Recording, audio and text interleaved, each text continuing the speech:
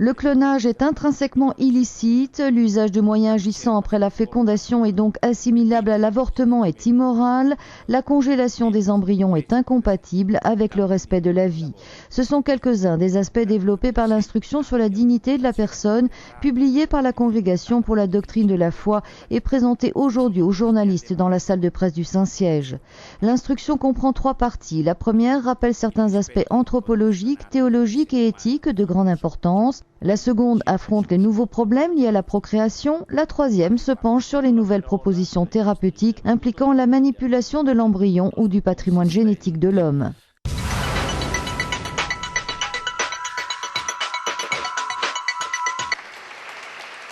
Le dialogue théologique est important pour résoudre les tensions entre les communautés chrétiennes ainsi que dans certaines situations qui requièrent une charité plus grande. Benoît XVI l'a souligné devant les participants à l'assemblée plénière du Conseil pontifical pour la promotion de l'unité des chrétiens. L'Église catholique entend poursuivre et intensifier avec prudence et sagesse pastorale l'engagement œcuménique. Le pape a fait état de progrès significatifs dans le dialogue avec le monde orthodoxe et avec les luthériens, les méthodistes, les anglicans et les réformés. Remercions le Seigneur des progrès dans les rapports avec les églises orthodoxes et les anciennes églises orthodoxes orientales, aussi bien en ce qui concerne le dialogue théologique que le renforcement de la fraternité ecclésiale.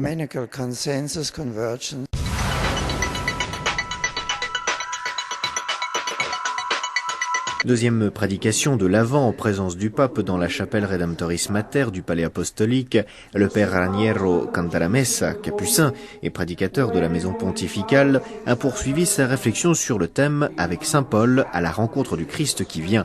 Le père Cantalamessa a souligné la nécessité de remettre au centre de notre vie la profession de foi dans le Christ. Saint Paul parle toujours d'une présence de Dieu dans le Christ, une présence irréversible et insurmontable. Ce n'est pas nous qui devons, dans notre imagination, devenir des contemporains du Christ, mais c'est le Christ qui se fait réellement notre contemporain.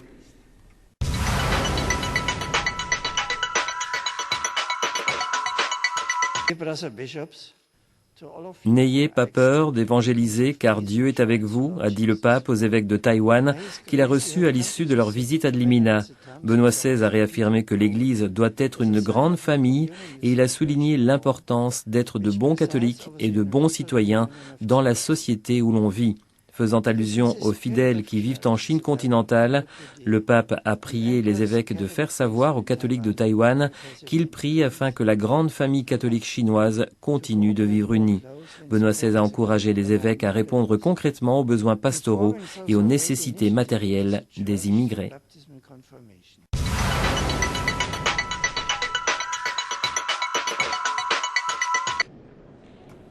Benoît XVI a remercié les pèlerins allemands de la Basse-Autriche et le gouverneur de la région pour avoir offert l'arbre de Noël qui ornera la place Saint-Pierre.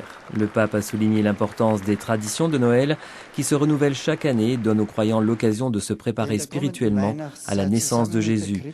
Les yeux du monde chrétien sont pointés sur Jésus de Nazareth, Dieu qui vient et invite les hommes et les femmes à renouveler leur vie et à la fonder sur la présence de Dieu dans le monde. Le pape a d'autre part déclaré que grâce au don de l'arbre, le palais apostolique est rempli de l'esprit de Noël.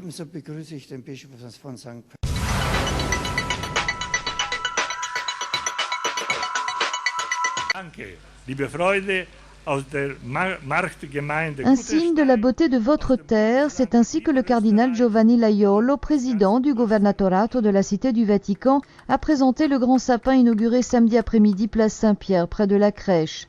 1 millier de pèlerins de la région de la Basse-Autriche ont assisté à la cérémonie.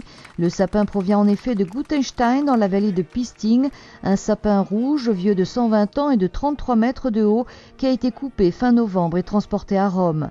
Plus de 2000 boules de Noël et une grande étoile agrémentent le sapin dont la décoration est traditionnellement confiée aux ouvriers du Vatican.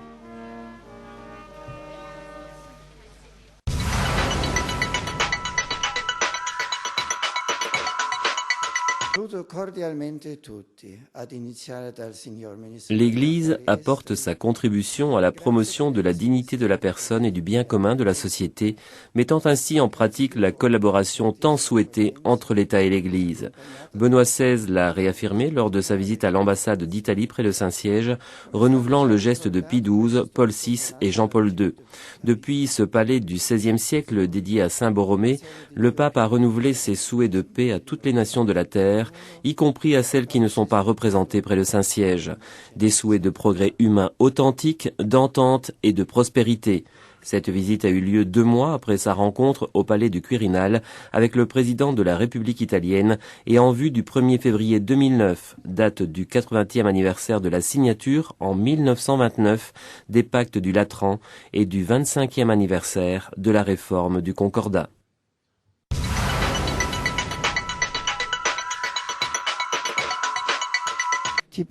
Nous te prions, afin qu'avec ta bénédiction, ces statuettes de Jésus qui va venir parmi nous soient dans nos maisons le signe de ta présence et de ton amour. C'est par cette prière qu'avant de réciter l'Angélus, le pape a béni les bambinelli, les statuettes de l'enfant Jésus portées par plus de 2000 enfants des oratoires romains et qui seront déposées dans les crèches des maisons, des écoles et des paroisses. Ouvre notre cœur, a ajouté Benoît XVI, afin que nous sachions recevoir Jésus dans la joie, faire toujours ce qu'il nous demande et le voir en tous ceux qui ont besoin de notre amour. Rappelant que la liturgie du 3e dimanche de l'Avent nous invite à nous réjouir, car le Seigneur est proche, le pape a expliqué que la proximité de Dieu n'est pas une question d'espace et de temps, mais d'amour. L'amour rapproche, a-t-il conclu, et devant la crèche, nous pourrons contempler dans le nouveau-né le visage de Dieu qui, par amour, s'est fait proche de nous.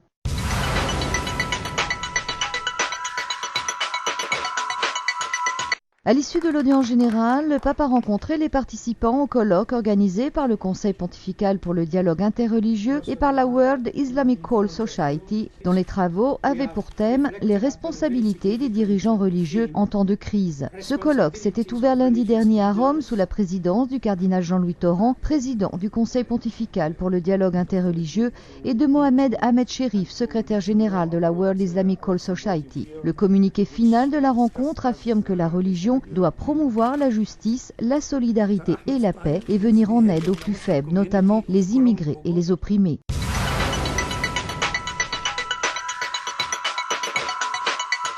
L'esprit de Noël n'est pas esprit de consommation, mais l'occasion de chanter le don de la vie. Benoît XVI a consacré à Noël sa catéchèse de l'audience générale du mercredi. Il a souligné que l'esprit de consommation risque de faire perdre la dimension spirituelle de Noël pour ne voir que l'échange de cadeaux commerciaux. La crise mondiale qui touche tant de familles peut être un stimulant pour redécouvrir la chaleur, la simplicité, l'amitié, la solidarité qui sont les valeurs mêmes de Noël. C'est dans cet esprit, a dit le pape, que doit être vécu l'événement chrétien, la naissance du Fils de Dieu qui change le cours de l'histoire. Dieu qui s'est fait proche et ouvre à la liberté et à la vérité.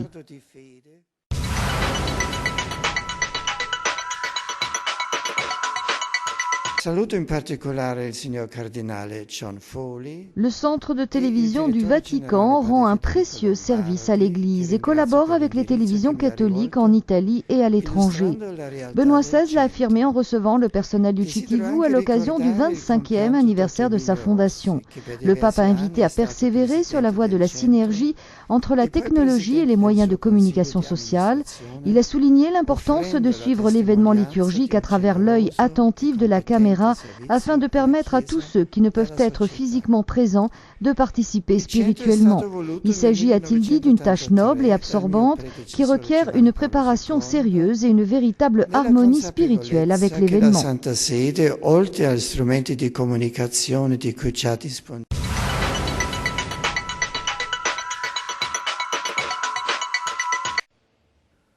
La diversité humaine et les systèmes sociaux sont une richesse pour tous. Revendiquer l'uniformité conduit à la violence. Chaque peuple avance en suivant le chemin qui lui est propre. La recherche du bien commun doit guider les institutions politiques et économiques. Ce sont les thèmes abordés par le pape ce matin dans un discours adressé aux nouveaux ambassadeurs de Suède, Malawi, Sierra Leone, Islande, Luxembourg, Madagascar, Belize, Tunisie, Kazakhstan, Bahreïn et îles Fidji. L'Église rappelle que la paix n'est uniquement absence de conflit, mais c'est aussi offrir des conditions de développement développement. Dans les discours remis aux ambassadeurs de Tunisie, du Kazakhstan et de Bahreïn, le pape souligne l'importance de la religion et de la tolérance religieuse qui sont des facteurs de développement de la société dans son ensemble.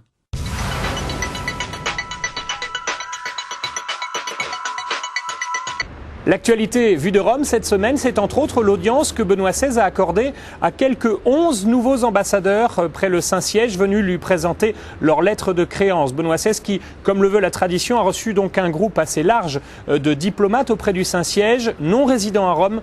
C'est une tradition, il les reçoit en général 2 fois par an, ces nouveaux ambassadeurs. Il leur adresse un discours général dans lequel il a entre autres parlé de la crise économique. Mais Benoît XVI remet aussi à chacun des nouveaux ambassadeurs un message. Et le message le plus percutant, n'en point douter, est celui qu'il a adressé au nouvel ambassadeur du Luxembourg.